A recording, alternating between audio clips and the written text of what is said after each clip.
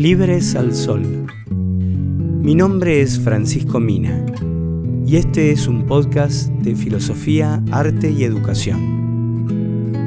El idealismo absoluto de Hegel. Hago a continuación una selección de la primera parte del capítulo 11 del libro de Adolfo Carpio, Principios de Filosofía. Primero, relacionismo. La realidad como conjunto de relaciones. ¿Cómo entiende la realidad el mundo del pensamiento antes de Hegel? La realidad fue entendida como un conjunto de sustancias y accidentes. Aclaremos los dos términos. La sustancia, del verbo en latín substare, que significa estar debajo, es algo en sí mismo, se basta a sí misma, tiene existencia independiente. Si sustancia es estar debajo, ¿qué es lo que está arriba? El accidente. El accidente es lo que está en la sustancia de forma accidental. Puede estar o no estar. Los accidentes son propiedades de la sustancia, no tienen realidad en sí mismo. Si la realidad de la sustancia es ser en sí misma, la realidad del accidente es ser en otro. Algún ejemplo simple. La mesa es azul y es grande. Lucía es valiente y está algo enferma. La mesa y Lucía son seres en sí mismos. Son sustancia, son el fondo, el fundamento permanente de la cosa. Azul, grande, valiente, enferma, son accidentes, no existen por sí mismos, necesitan de la sustancia para existir. Son propiedades cambiantes de la sustancia. Las relaciones entre las cosas, para la filosofía anterior a Hegel, son totalmente exteriores, no modifican el ser íntimo, absoluto, inconmovible de la sustancia. Si las relaciones cambian, las sustancias permanecen. Las consecuencias para el conocimiento de la idea de sustancia. Para Kant, las cosas en sí, sustancias, son nóumenos, están fuera de la capacidad de nuestros sentidos de conocerlas tal cual son. Son una experiencia imposible, un conocimiento relativo. Para Hegel, un conocimiento así es tan solo una hipótesis que no puede fundamentar a la filosofía como una ciencia. Hegel revoluciona el modo profundo de comprender la realidad. Para Hegel, la realidad no está constituida por sustancias, como la comprendían desde Aristóteles hasta Descartes, y por consecuencia tampoco acepta la hipótesis de Kant sobre las cosas en sí, imposibles de ser conocidas.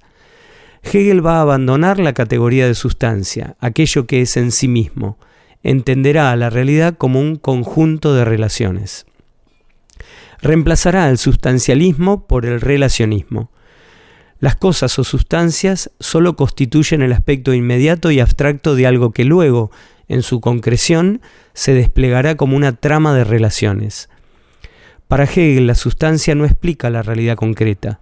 Las personas y las cosas tienen realidad por sus relaciones con otras personas y otras cosas.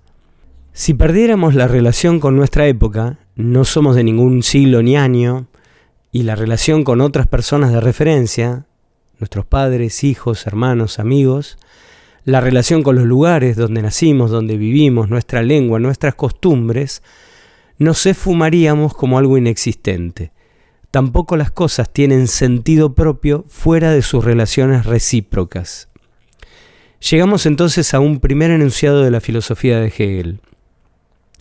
La realidad no es una sustancia ni un conjunto de sustancias, sino un conjunto de relaciones, una complicadísima trama de referencias, de las que las llamadas cosas o sustancias no son más que las intersecciones, por así decir.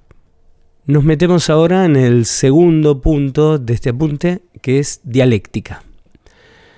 Para Hegel todo es de índole racional. El yo es lo que es en relación con lo que no es. Es decir, que la cosa, nuestro ejemplo, el yo, es en tanto se niega a sí misma como algo aislado para constituirse en función de lo que ella no es, de las otras cosas. Por ejemplo, yo en función de los alumnos, como a su vez los alumnos en relación con el profesor. Algo es, vale decir, se pone como algo real, en cuanto a la vez se opone a aquello que ello no es. Por ejemplo, un pizarrón no es la pared. El pizarrón es una no pared y la pared un no pizarrón. Leído así parece un trabalenguas sin mucho sentido. charlando en clase es más fácil de entender. Si la posición se la llama con la palabra griega correspondiente tesis, la oposición será la antítesis. Ahora bien, la cosa no se suprime al negarse como algo independiente y ponerse en relación con otras cosas, sino que por el contrario se afirma y se realiza a través de su negación en una unidad superior de la que ella misma y su contraria no son más que los momentos. Esa unidad superior, en que tesis y antítesis están puestas juntamente, la palabra sin en griego significa con, la llamaremos síntesis o composición, que sería en el caso de la oposición alumno-profesor, digamos, la universidad. La universidad sería la síntesis de esa relación de oposición de alumno y profesor. Este especial tipo de relacionalidad es la relación dialéctica, constituida entonces por 3 momentos que Hegel llama afirmación, negación y negación de la negación. También los va a llamar en paralelo posición, oposición y composición. La dialéctica no es para Hegel, como a veces suele decirse, un método, sino que constituye la estructura misma de la realidad, integrada por oposiciones, por contrastes, por tensiones entre opuestos, y de tal manera que por exigencia de la dialéctica misma, cada oposición requiere un tercer momento que establece la conciliación entre los dos opuestos. Ahora bien, como el conocimiento es un aspecto de la realidad, resultará que en consecuencia, secundariamente, la dialéctica es también un método, el método del conocimiento filosófico. De manera que ahora puede formularse un segundo enunciado. La realidad es un conjunto de relaciones dialécticas.